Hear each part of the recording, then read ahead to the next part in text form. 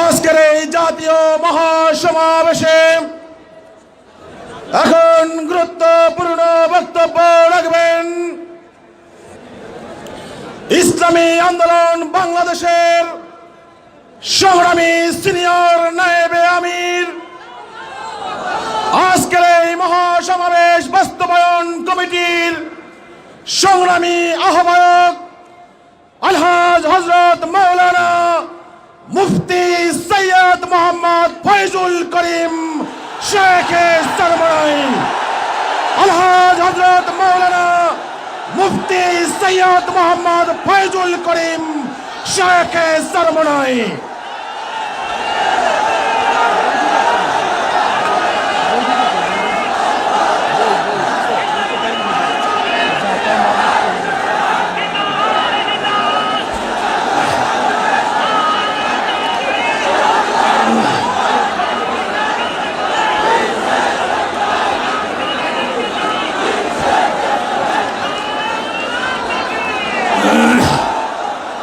আসসালামু আলাইকুম ওয়া রাহমাতুল্লাহি ওয়া বারাকাতুহু।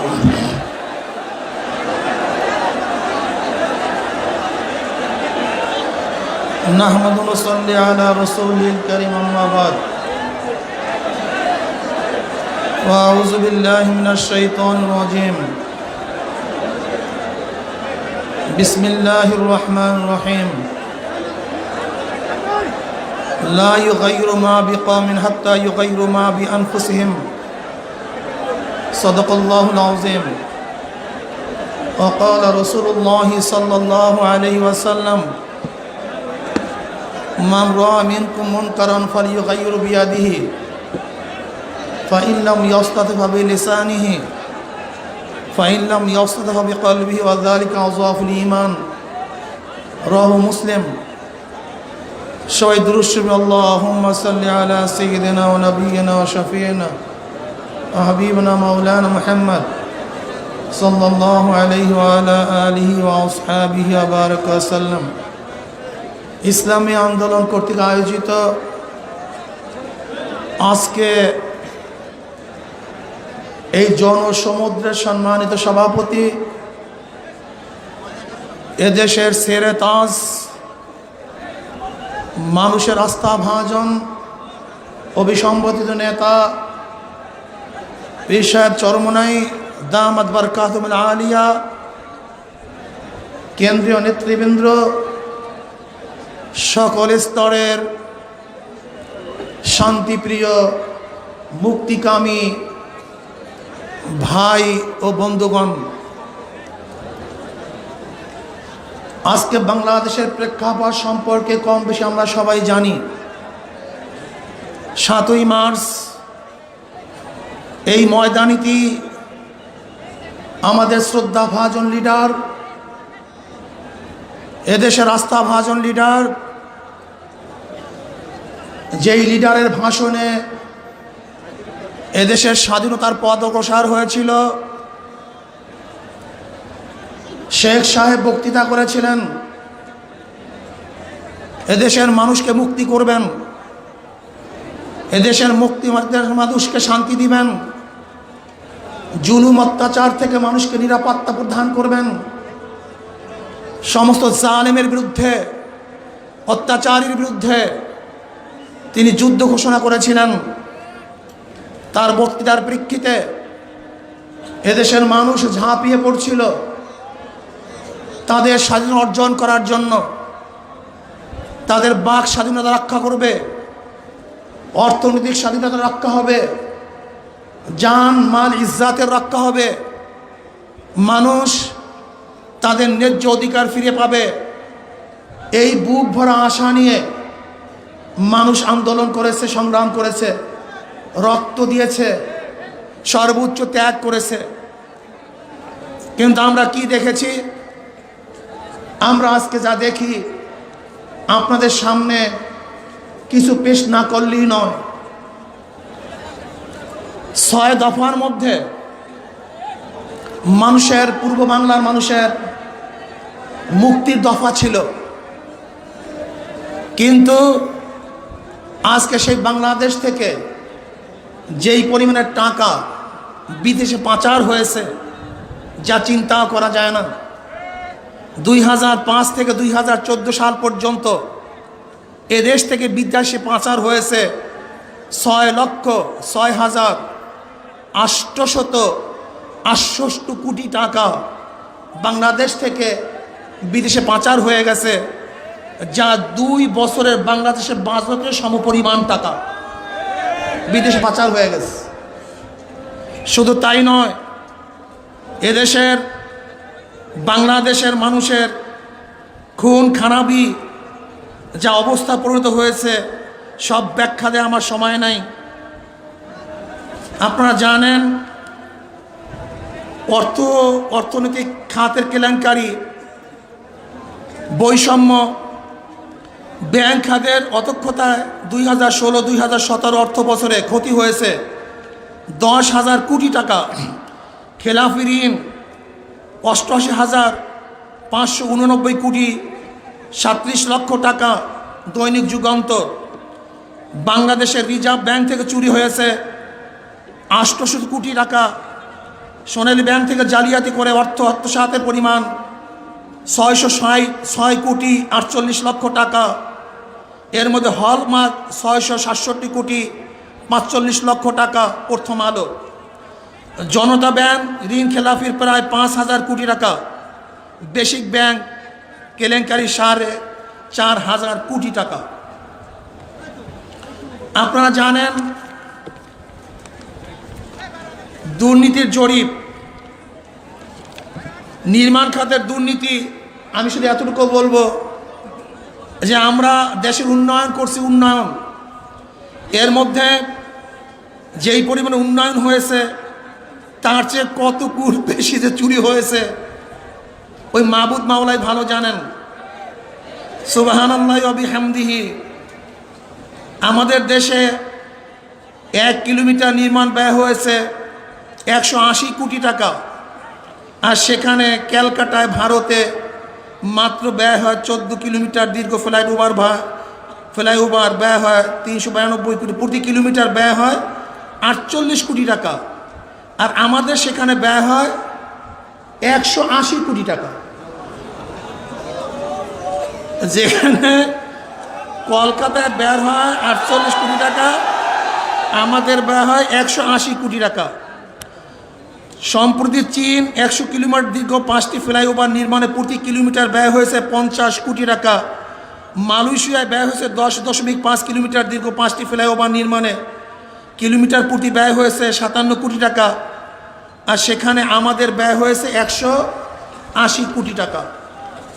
কি বলবো, বাংলাদেশে প্রতি কিলোমিটার রাস্তা করতে খরচ 94 কোটি টাকা, অথচ ভারতে 10 কোটি, চীনে 10 কোটি, আর আমাদের বাংলাদেশে 1 কিলোমিটার রাস্তা ব্যয় করতে খরচ হয় 94 কোটি টাকা, আর ভারতে হয় 10 কোটি, চীনে হয় 10 কোটি, আর আমাদের দেশে হয় 94 কোটি টাকা।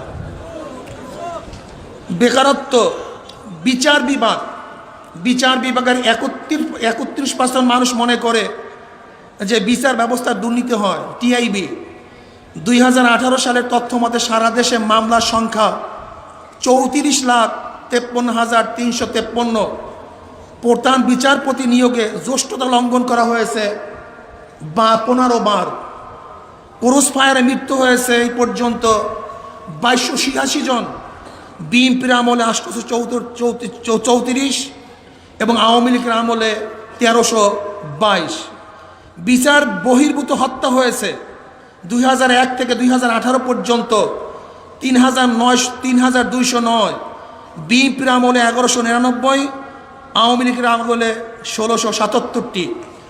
রাজনৈতিক সন্ত্রাস ও সহিংসতায় খুন 2001 থেকে 2018 পর্যন্ত 4,809। বিএনপির আমলে 2722, আওয়ামী লীগের আমলে 1958। আওয়ামী লীগের অভ্যন্তরীণের কোন্দলে খুন হয়েছে 2009 থেকে এই পর্যন্ত 385 জন খুন। সীমান্ত হত্যা, গত 18 বছরে সীমান্তে ভারতীয়রা আমাদের দেশের জনগণকে হত্যা করেছে 1136 জনকে। ভারতের পানি সন্ত্রাস, বাংলাদেশের 54টি নদীর উৎপত্তি ভারতে, ভারত তার 47টি বাঁধ দিয়ে ফেলেছে। কেবল উত্তর পূর্ব ভারতেই নির্মিত হয়েছে 160টি বাঁধ বা ব্যারেজ। 1971 সালে আমাদের নৌপথ ছিল 24,000 কিলোমিটার, আর এখন বর্ষায় 6,000 কিলোমিটার, শুকনো মৌসুমে মাত্র 2400 কিলোমিটার। অথচ 1971 সালে আমাদের নৌপথ ছিল 24,000 কিলোমিটার, সেখান থেকে শুকনার মৌসুমে মাত্র 2,400 কিলোমিটার বাকি আছে, আর সমস্ত নদী মরে গেছে। বাণিজ্য ঘাটতি, আজকে ভারত আমাদেরকে বন্ধু মনে করে, অথচ ভারতে আমাদের মাল ঢুকাতে গেলে সবচেয়ে বেশি শুল্ক দেওয়া লাগে। ভারতের সাথে বাণিজ্য ঘাটতি $5 কোটি আমাদের সাথে ভারতের বাণিজ্য ঘাটতি। অথচ দক্ষিণ এশিয়া বাংলাদেশের সাথে সবচেয়ে বেশি বাণিজ্য ঘাটতি ভারতের সাথে। আমি বলতে চাই, আজকে বাংলাদেশ মানুষ স্বাধীন করেছিল বৈষম্যতা দূর করার জন্য, মানুষের অধিকারকে ফিরিয়ে দেওয়ার জন্য। পশ্চিমারা পূর্ব পাকিস্তানের মানুষকে তাদের অধিকারকে ফিরিয়ে দিতে পারে নাই, তাদের চাকরির ন্যায্য অধিকার ফিরিয়ে দিতে পারে নাই, অর্থনৈতিক বৈষম্য তারা রক্ষা করতে পারে নাই। আজকে বাংলাদেশের মানুষ তাদের বৈষম্য থেকে দূর করতে গিয়ে এদেশের মানুষের কাছে যা কিছু আছে সব নিয়ে ঝাঁপিয়ে পড়ছিল। 69-এ পশ্চিমাদের বিরুদ্ধে বাংলাদেশের মানুষ গণ আন্দোলন করেছে। 70 নির্বাচনে ওদের দাঁত ভাঙ্গা জবাব দেওয়ার জন্য 313 সিটের মধ্যে শুধু আওয়ামী লীগকেই 167টা সিট দিয়েছিল এদেশের মানুষ। পশ্চিমবঙ্গ পাকিস্তান থেকে আওয়ামী লীগ একটা সিট না পেলেও কিন্তু বাংলার পূর্ব পাকিস্তান থেকে 160টা সিট আওয়ামী লীগকে উপহার দিয়েছিল এদেশের মানুষ। শেখ সাহেব তার আত্মজীবনীতে নিজেই বর্ণনা করেন, আমি নির্বাচনে অংশগ্রহণ করেছি, আমার প্রতিপক্ষ স্পিড বোট, গাড়ি, টাকা, অর্থ নিয়ে তারা ভোট কালেকশন করে আমার সাথে হেরেছেন। বাংলাদেশের মানুষ 10,000 ভোট বেশি দিয়ে আমাকে নির্বাচিত করেছে। আমি প্রশ্ন করতে চাই, দেখেন যেই আওয়ামী লীগের উত্থান হয়েছে গণমানুষের ভোটের ভিত্তিতে, গণমানুষ ভোট দেওয়ার কারণেই 70-এর নির্বাচনে আওয়ামী লীগ অখণ্ড দেশের পশ্চিম এবং পূর্ব পাকিস্তানের প্রাইম মিনিস্টার হওয়ার মতো যোগ্যতা রাখছিলেন, কিন্তু ভোটের অধিকার পশ্চিমা রক্ষা করতে না পারার কারণে, এই মর্যাদা দান করতে না পারার কারণে আমাদের দেশের মানুষ ওদের বিরুদ্ধে ঝাঁপিয়ে পড়ছিল, আন্দোলন করেছে, সংগ্রাম করেছে, এ দেশের মধ্যে লাল সবুজের পতাকা উড্ডয়ন করেছে।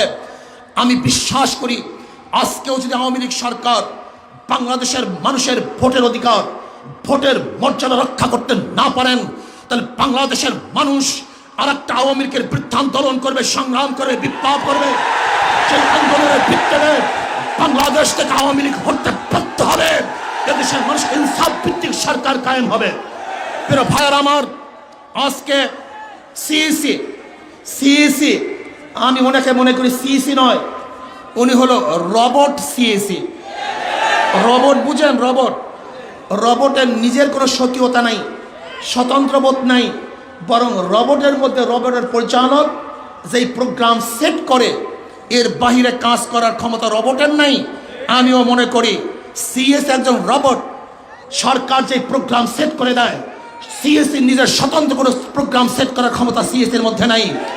কাজে রবট কিন্তু সেটি বাংলাদেশের মানুষ চায় না, বরং সিএসিকে পরিবর্তন করে নিরপেক্ষ এবং সিএসির মাধ্যমে বাংলাদেশের নির্বাচন, আগামী নির্বাচন বাংলাদেশের মানুষ চায়।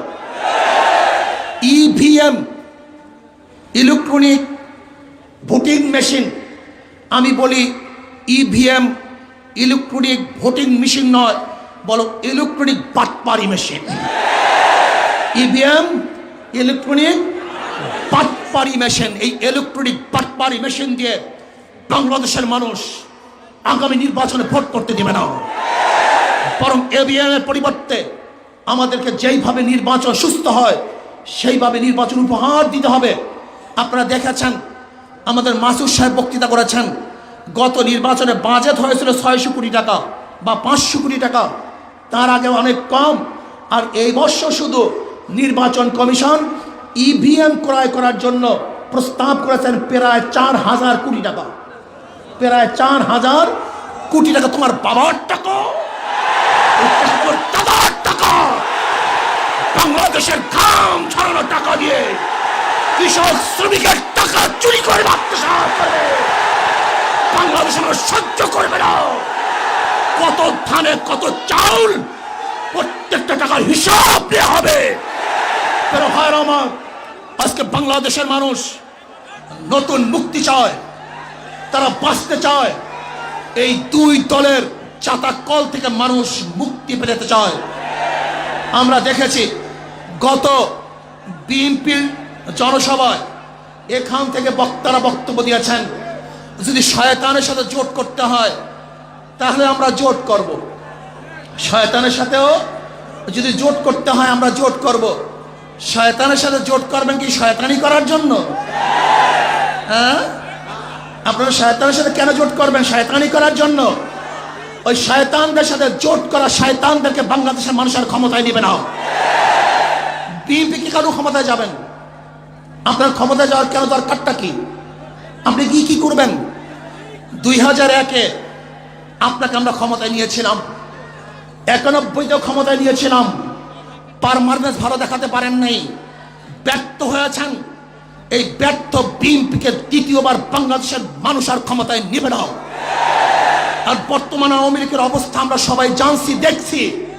আজকে বাংলাদেশের মানুষের মুখের উপরে, জবানের উপরে, তাদের সমস্ত শক্তির উপরে, স্বাধীনতার উপরে আজকে আওয়ামী লীগ যে স্টিম রোলার চালাচ্ছে, আজকে মানুষের বাক শক্তি বন্ধ করেছে, আজকে মানুষের স্বাধীনতা হরণ করেছে, আজকে ধর্ষণের মহারা ঘটাচ্ছে, আজকে মানুষ গুম হচ্ছে, খুন হচ্ছে। মানুষ নিরাপদে ঘরে যেতে পারবে কি পারবে না তা নিয়ে মানুষ শঙ্কিত। এই নির্যাতনের মধ্যে, জেলের মধ্যে আবদ্ধ আমরা থাকতে চাই না। বাংলাদেশের স্বাধীনভাবে করতে চাই, স্বাধীনভাবে আসতে চাই। ভাইয়েরা আমার, বাংলাদেশের মানুষ, আজকে মানুষ সজাগ হয়েছে। আজকে মানুষ ওই বিদেশিদের গোলামি করবে না। কয়েকদিন আগে বিজেপির এমপি মিস্টার শামী সাহেব আপনি বক্তব্য দিয়েছেন বাংলাদেশকে দখল করবেন, বাংলাদেশকে দখল করার হুমকি দিয়েছেন। কিন্তু আমি পরের দিন পত্রিকায় খুব খুঁজেছি, দেখিনি কেউ এর প্রতিবাদ করে কিনা। না, আওয়ামী লীগ এর প্রতিবাদ জানায় নাই, বিএনপিও তার প্রতিবাদ জানায় নাই। আমার তো মনে হয় যদি আমেরিকার কোনো এমপি বা জনগণ বাংলাদেশকে দখল করার হুমকি দিত তাহলে মনে হয় যেন গোটা বাংলাদেশ জাগ্রত হয়ে যেত যে ওদেরকে প্রতিহত করো, ওদের মোকাবিলায় ঝাঁপিয়ে পড়ো। কতই না বক্তব্য শুনতাম। কিন্তু এখন যেহেতু দাদুরা বাংলাদেশ দখল করার হুমকি দিয়েছে, এখন আর কার কোনো কথা নেই। হ্যাঁ, আপনারা ভারতের গোলামি করতে পারেন, আপনারা ভারতের দালালি করতে পারেন, আপনারা ভারতের দিল্লির পাও চেটে ক্ষমতায় আসার স্বপ্ন দেখতে পারেন, কিন্তু এদেশের মানুষ ভারতের গোলামি করবে না, এদেশের মানুষ ভারতের দালালি করবে না। এদেশের মানুষ তাদের দেশকে রক্ষা করার জন্য তারা জীবন দেবে, রক্ত দেবে ইনশাআল্লাহ। এই বাংলাদেশের স্বাধীনতাকে অক্ষুণ্ণ রাখবে ইনশাআল্লাহ। ভাইয়ের আমার, কাজে আগামী নির্বাচন এদেশের মুক্তি নির্বাচন, আগামী নির্বাচন এদেশের মানুষ স্বাধীনতা কামী মানুষের স্বাধীনতা নির্বাচন। আগামী নির্বাচনে ইনশাআল্লাহ হাত পাকা পুট্টিকে ভোট দিয়ে এদেশের মানুষ আর নতুন বাংলা দেখবে না, সোনার বাংলা দেখতে চায় না, সবুজ বাংলার প্রয়োজন নাই। ডিজিটাল বাংলার সমস্ত খেলা শেষ হয়ে গেছে। আগামী বাংলা হবে ইসলামের বাংলা, আগামী বাংলা হবে হাত পাকার বাংলা, আগামী বাংলা হবে ইসলামী আন্দোলনের বাংলা, আগামী বাংলা হবে বিশ্বাস জার্মানের বাংলা ইনশাআল্লাহ। কাজে আসুন সম্মিলিতভাবে সবাই একত্রিত হয়ে আগামী নির্বাচনে ইসলামের পক্ষে হাত পাক বুকটিকে বিজয় করার জন্য আজকের থেকে যার যা কিছু আছে সব নিয়ে ঝাঁপিয়ে পড়তে রাজি আছি ইনশাআল্লাহ। তাহলে আসুন আল্লাহ পাক রব্বুল আলামিন আগামী নির্বাচনে ইসলামী আন্দোলন বাংলাদেশের হাত পাকা বুকটিকে বিজয় করেন, সমস্ত জোট এবং ঝুটকে তার মোকাবেলা করে ইসলামকে বিজয় করার তৌফিক আল্লাহ পাক আমাকে এবং আমাদের সবাইকে দান করেন। আমা আলাইনা ইল্লাল বালাগ। আসসালামু আলাইকুম ওয়া রাহমাতুল্লাহ। আজকের এই জাতীয় মহাসমাবেশে এখন গুরুত্বপূর্ণ বক্তব্য রাখবেন ইসলামী আন্দোলন বাংলাদেশের সংগ্রামী সিনিয়র নায়েবে আমির, আজকের এই মহাসমাবেশ বাস্তবায়ন কমিটির সংগ্রামী আহ্বায়ক আলহাজ হযরত মাওলানা মুফতি সৈয়দ মোহাম্মদ ফয়জুল করিম শেখে সরবরাই। আলহাজ হযরত মাওলানা মুফতি সৈয়দ মোহাম্মদ ফয়জুল করিম শেখে সরবরাই।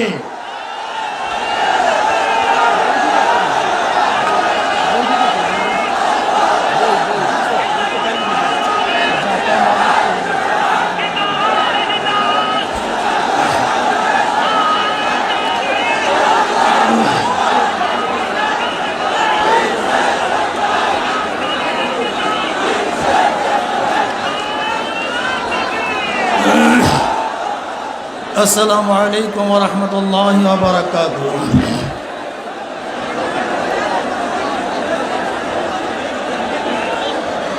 নাহমাদু ওয়া নুসাল্লি আলা রাসূলিল কারীম, আম্মা বাদ। ওয়া আউযু বিল্লাহি মিনাশ শাইতানির রাজীম। বিসমিল্লাহির রহমানির রহিম।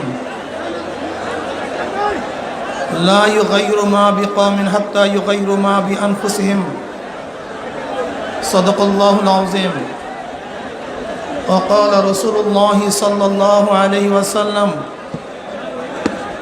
من رأى منكم منكرا فليغير بيده فإن لم يستطع فبلسانه فإن لم يستطع فبقلبه وذلك أضعف الإيمان رواه مسلم। সবাই দুরূদ শরীফ আল্লাহুম্মা সাল্লি আলা সাইয়্যিদিনা ওয়া নাবিয়িনা ওয়া শাফিঈনা ওয়া হাবিবিনা মাওলানা মুহাম্মদ সাল্লাল্লাহু আলাইহি ওয়া আলা আলিহি ওয়া আসহাবিহি ওয়া বারাকা সাল্লাম। ইসলামী আন্দোলন কর্তৃক আয়োজিত আজকে এই জনসমুদ্রের সম্মানিত সভাপতি, এদেশের সেরে তাজ, মানুষের আস্থা ভাজন, অবিসম্পাদিত নেতা পীর সাহেব চরমনাই দামাত বারকাতুহুল আলিয়া, কেন্দ্রীয় নেতৃবৃন্দ, সকল স্তরের শান্তিপ্রিয় মুক্তিকামী ভাই ও বন্ধুগণ, আজকে বাংলাদেশের প্রেক্ষাপট সম্পর্কে কম বেশি আমরা সবাই জানি। 7ই মার্চ এই ময়দানিটি আমাদের শ্রদ্ধাভাজন লিডার, এদেশের আস্থাভাজন লিডার, যেই লিডারের ভাষণে এদেশের স্বাধীনতার পথ অগ্রসর হয়েছিল, শেখ সাহেব বক্তৃতা করেছিলেন এদেশের মানুষকে মুক্তি করবেন, এদেশের মানুষকে শান্তি দিবেন, জুলুম অত্যাচার থেকে মানুষকে নিরাপত্তা প্রদান করবেন, সমস্ত জালেমের বিরুদ্ধে, অত্যাচারীর বিরুদ্ধে তিনি যুদ্ধ ঘোষণা করেছিলেন। তার বক্তৃতার প্রেক্ষিতে এদেশের মানুষ ঝাঁপিয়ে পড়ছিল তাদের স্বাধীনতা অর্জন করার জন্য, তাদের বাক স্বাধীনতা রক্ষা করবে, অর্থনৈতিক স্বাধীনতা রক্ষা হবে, জান মাল ইজ্জাতের রক্ষা হবে, মানুষ তাদের ন্যায্য অধিকার ফিরে পাবে। এই বুক ভরা আশা নিয়ে মানুষ আন্দোলন করেছে, সংগ্রাম করেছে, রক্ত দিয়েছে, সর্বোচ্চ ত্যাগ করেছে। কিন্তু আমরা কি দেখেছি? আমরা আজকে যা দেখি আপনাদের সামনে কিছু পেশ না করলেই নয়। 6 দফার মধ্যে মানুষের, পূর্ব বাংলার মানুষের মুক্তির দফা ছিল,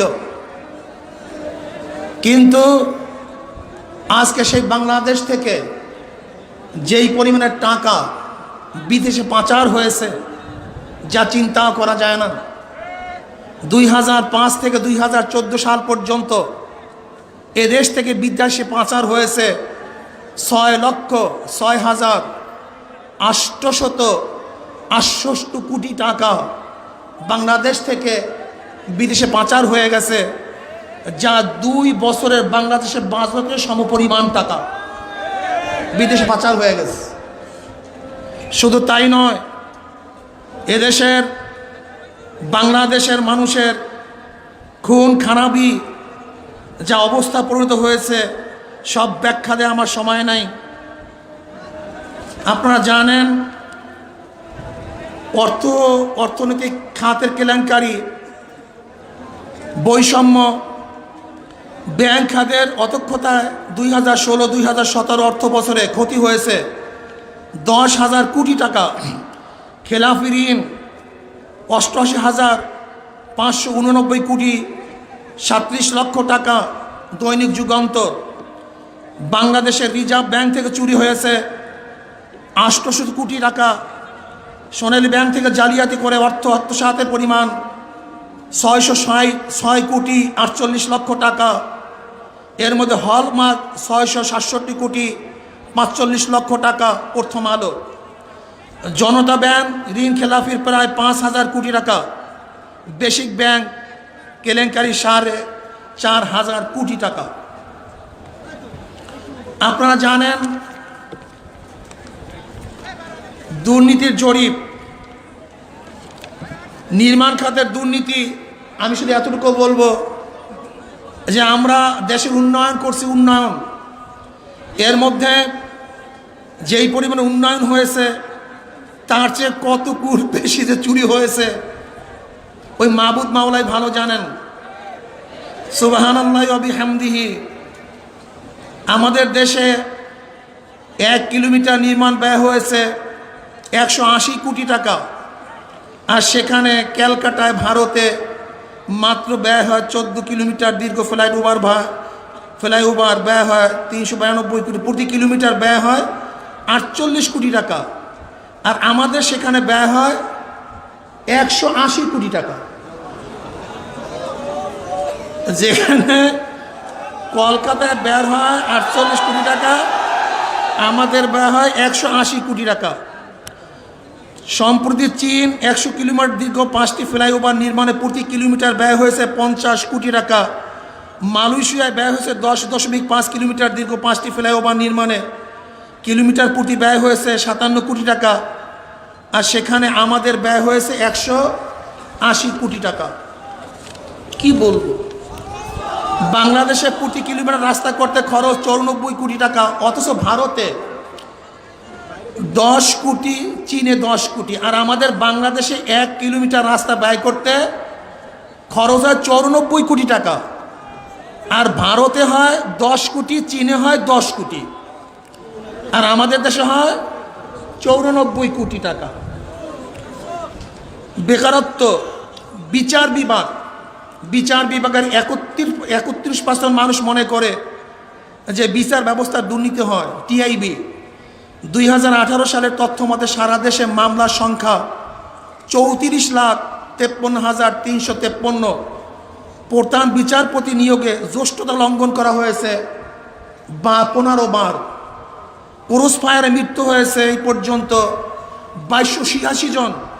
বিএনপির আমলে 834 এবং আওয়ামী লীগের আমলে 1322।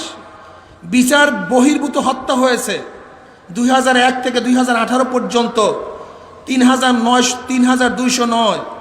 বিএনপির আমলে 1199, আওয়ামী লীগের আমলে 1677টি।